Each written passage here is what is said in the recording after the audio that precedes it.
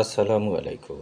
আজ ৫ এপ্রিল ২০২৬ খ্রিস্টাব্দ, ২২ চৈত্র ১৪৩২ বঙ্গাব্দ, ১৬ শাওয়াল ১৪৪৭ ইসরি, রবিবার। সংবাদ পাঠ করছি মনির হোসেন কামাল। প্রথমেই শুনবেন সংবাদ শিরোনাম। বরগুনায় হামের টিকা কার্যক্রম শুরু। দোকানপাট ও শপিং মল খোলা রাখার সময় পরিবর্তন।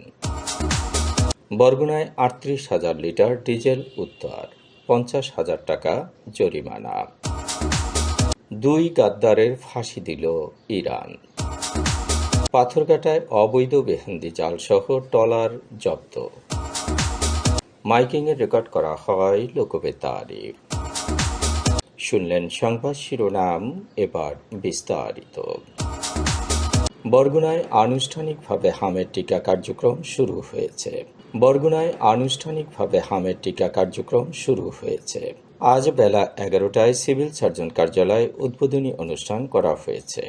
Civil surgeon doctor Mohammad Abul ফাত্তার সভাপতিত্বে ভার্চুয়ালি টিকাদান কার্যক্রমের উদ্বোধন করেন চিফ হুইপ নুরুল ইসলাম মনি। বরগুনা পৌরসভা ও সদর উপজেলার বিভিন্ন কেন্দ্রে শিশুদের হামের প্রতিষেধক টিকা দেওয়া হচ্ছে।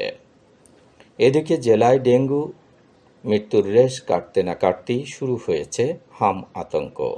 হামের সন্দেহজনক উপসর্গ নিয়ে শিশুর সংখ্যা ক্রমেই বাড়ছে।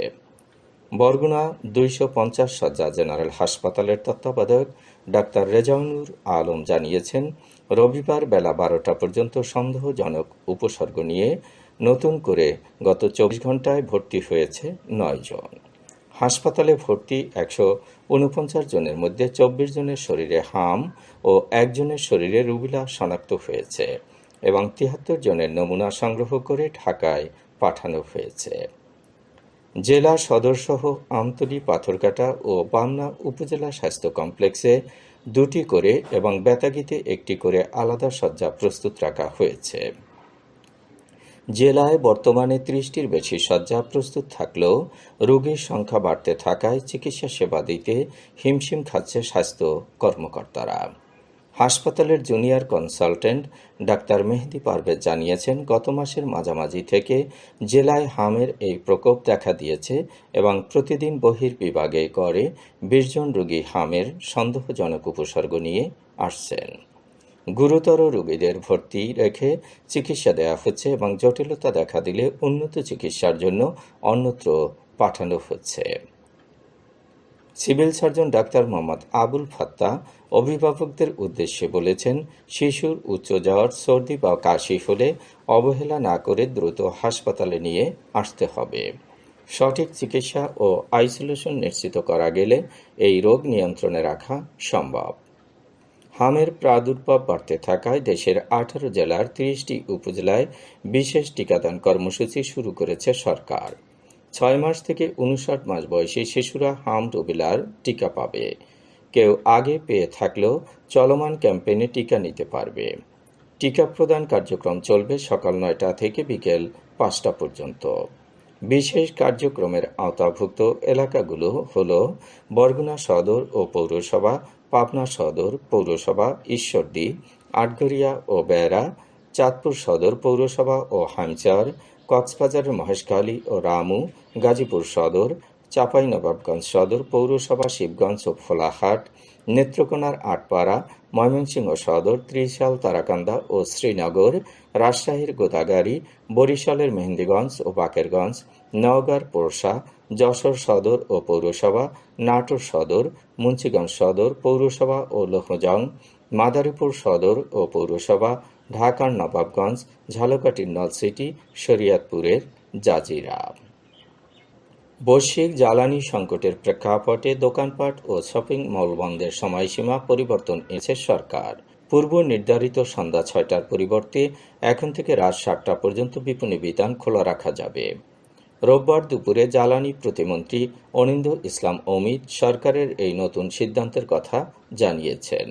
পবিত্র ঈদুল আজহা ও পহেলা বৈশাখকে সামনে রেখে দোকান মালিক সমিতির আবেদনের প্রেক্ষিতে প্রধানমন্ত্রী তারেক রহমান এই সময়সীমা ১ ঘণ্টা বাড়ানোর নির্দেশনা দিয়েছেন। আজ থেকেই নতুন এই সময়সূচি কার্যকর হবে। পাথরঘাটা উপজেলা প্রশাসন অভিযান চালিয়ে ৩৮,০০০ লিটার ডিজেল উদ্ধার করেছে। শনিবার বিকেল ৫টার দিকে পাথরঘাটার বৃহত্তম মৎস্য অবতরণ কেন্দ্র এলাকায় পরিচালিত এ অভিযানে মেসার্স গাছি স্টোর থেকে এ জ্বালানি উদ্ধার করা হয়। পাথরঘাটা থানার ওসি মোহাম্মদ এনাম জানান, জব্দ করা ডিজেল পাথরঘাটার মাছ ধরা ট্রলারগুলোর জন্য সংরক্ষিত ছিল। তবে জেলেদের অভিযোগ, মেসার্স গাজী স্টোরের স্বত্বাধিকারী আবদুল্লাহ গাজী অতিরিক্ত মুনাফার আশায় একটি সিন্ডিকেটের মাধ্যমে দীর্ঘদিন ধরে তেল মজুত করে রেখেছিলেন। এতে জ্বালানি সংকটে অনেক জেলে সাগরে মাছ ধরতে যেতে পারেননি। পরে উপজেলা প্রশাসন উদ্ধার হওয়া এই ডিজেল সরকারি নির্ধারিত মূল্যে ট্রলার মালিকদের কাছে বিক্রির নির্দেশ দিয়েছেন। পাশাপাশি অবৈধভাবে জ্বালানি মজুত রাখার দায়ে মেসার্স গাজী স্টোরের স্বত্বাধিকারী আবদুল্লাহ গাজীকে ৫০,০০০ টাকা জরিমানা করা হয়। বরগুনা জেলা মৎস্যজীবী ট্রলার মালিক সমিতির সভাপতি গোলাম মোস্তফা চৌধুরী জানিয়েছেন, জ্বালানির অভাবে দীর্ঘদিন ধরে পাথরঘাটার জেলেরা সাগরে মাছ শিকারে যেতে পারেননি। প্রশাসনের নির্দেশনা অনুযায়ী ফিশিং ট্রলারের তালিকা অনুসারে রাতেই এসব ডিজেল বিক্রি করা হবে এবং জেলেরা সাগরে মাছ ধরতে যেতে পারবেন। পাথরঘাটা উপজেলা নির্বাহী কর্মকর্তা তাপস পাল জানিয়েছেন, জ্বালানি নিয়ে কোনো ধরনের অনিয়ম বরদাস্ত করা হবে না।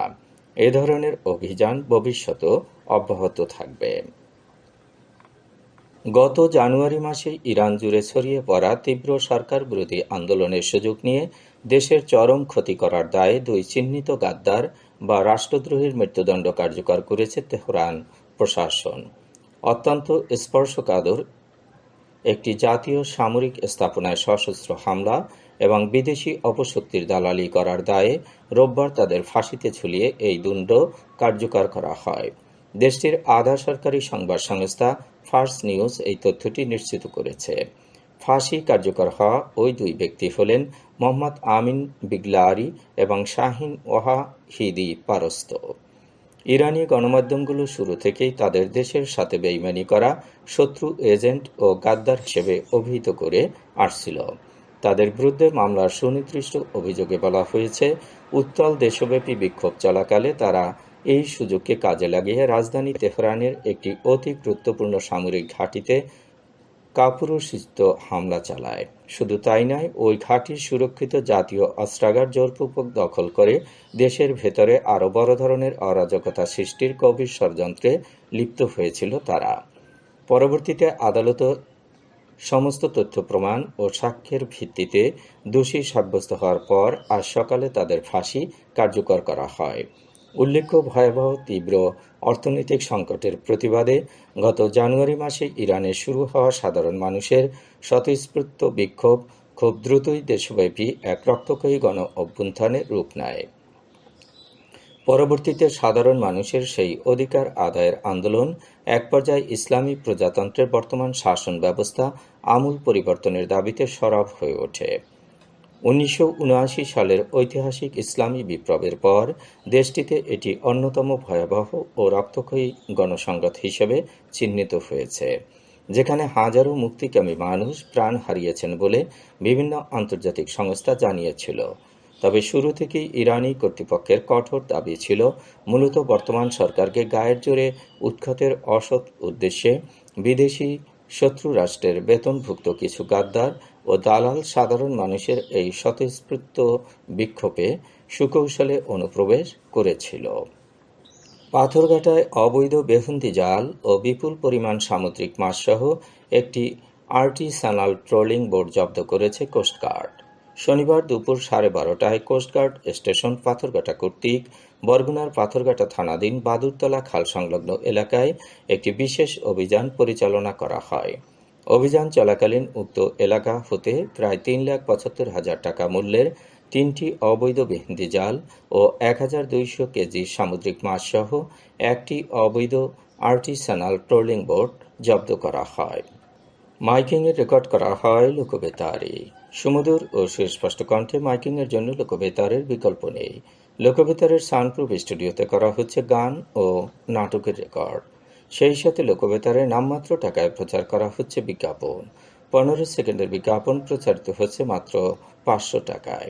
30 সেকেন্ডের বিজ্ঞাপন 1000 টাকা, 45 সেকেন্ডের বিজ্ঞাপন 1500 টাকা আর 1 মিনিটের বিজ্ঞাপন প্রচার করা হয় মাত্র 2000 টাকায়। নির্ধারিত টাকার বিনিময়ে প্রতিদিন কমপক্ষে 5 বার করে পুরো 1 মাস বিজ্ঞাপন প্রচার করা হবে। মাইকিং ও বিজ্ঞাপনের জন্য যোগাযোগ করবেন 0-7755564445 নম্বরে। এবারে শুনবেন আবহাওয়ার খবর।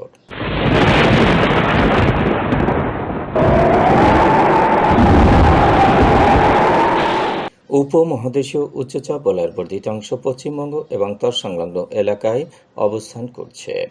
মৌসুমের স্বাভাবিক লঘুচাপ দক্ষিণ বঙ্গোপসাগরে অবস্থান করছে।